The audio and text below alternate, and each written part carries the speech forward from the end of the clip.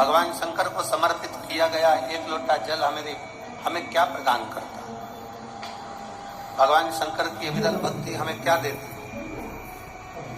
हमें क्या प्रदान करती? भगवान शंकर की अविरल भक्ति हमें क्या प्रदान कर देती? शिव महापुराण की कथा कहती है,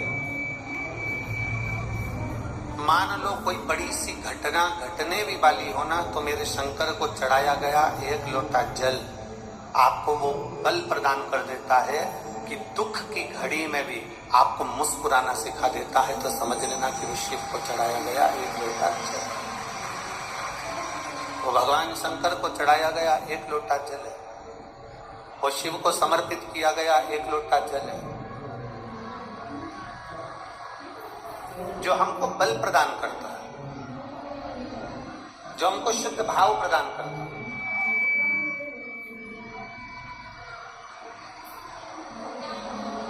एक बड़ा सुंदर सा प्रसंग है शिव महापुराण का।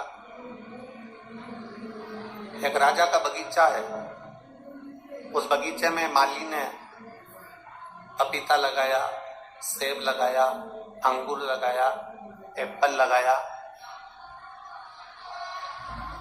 आम लगाया, नारियल लगाया।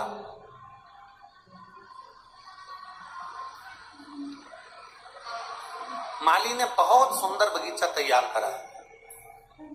जितने शिव महापुराण की कथा सुनने के लिए आए हैं, बड़ा ध्यान लगाकर सुनना। 5 दिन है केवल आपके पास। इन 5 दिन में भगवान की अविरल भक्ति कर कर इतनी झोली भर लेना कि भगवान भोलेनाथ आपकी झोली इतनी खुशियों से भर दे कि अगली कथा में आपका पत्र इस व्यासपीठ तक पहुंच जाए। बहुत भाव से सुनिए, बहुत प्रेम से सुनिए, बहुत स्नेह से सुनिए। राजा का बगीचा है और राजा के बगीचे में माली पपीता भी लगा रहा है, सेब भी लगा रहा है, आम भी लगा रहा है, जाम भी लगा रहा है, नारियल भी लगा रहा है। उस बगीचे में माली ने सब कुछ लगाया, अंगूर भी लगाया, मौसम्बी भी लगाया, संतरा भी लगाया। एक दिन राजा ने अपने माली के पास सूचना पहुंचाई कि तुझे इतने दिन हो गए, कई समय निकल गया तेरा और तू मेरे राजघराने में माली मेरे बगीचे से कोई फल लेकर नहीं आए। जाओ माली के पास सूचना करो कि बगीचे से फल लेकर आए। सूचना दो माली को। माली को सूचना मिली, माली भगवान शंकर के मंदिर में, देवादिदेव महादेव के मंदिर में झाड़ू लगा रहा था।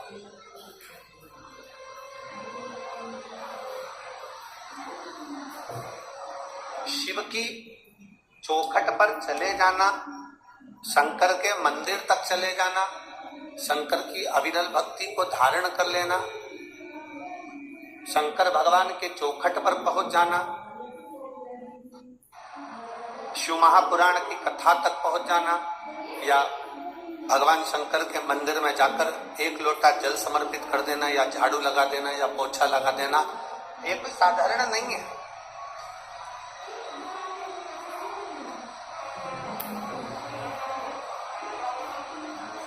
इसको सहज ना समझे आप।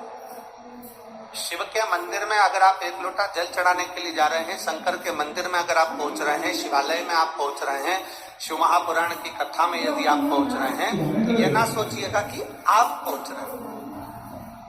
किसी के घर की शादी में जब जाते हो आप, जब उसका निमंत्रण आता है, उसी तरह शिव महापुराण में या शंकर के मंदिर तब जाते हो जब उसका निमंत्रण आता है।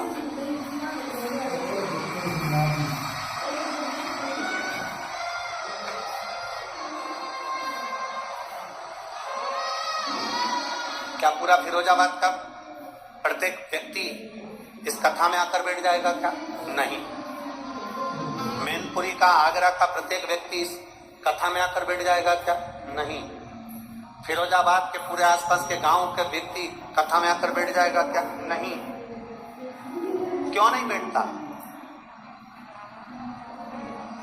भगवान भोलेनाथ अपनी कथा में, भगवान शंकर अपने मंदिर में, भगवान शिव अपने शिवालय में उसी को बुलाता है जिसका हाथ पकड़कर उसको पार लगाना होता है।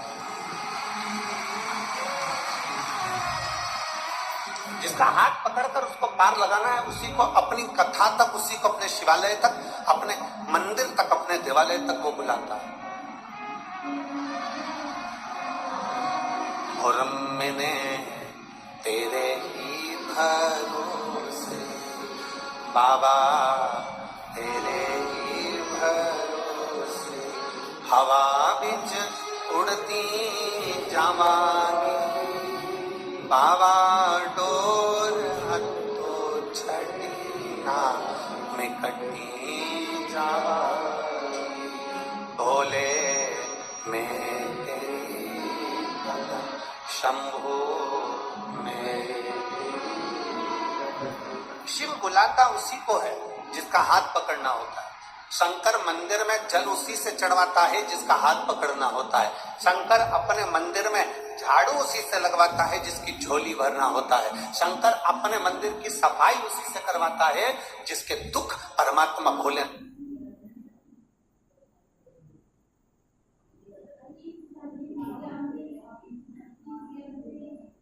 तुला।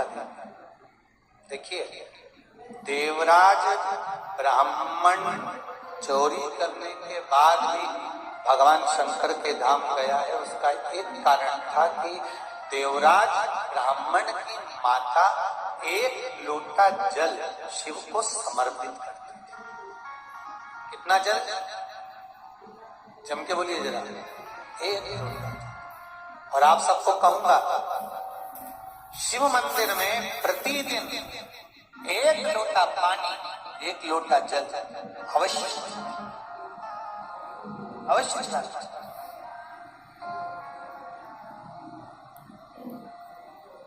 एक लोटा पानी भगवान शंकर को अवश्य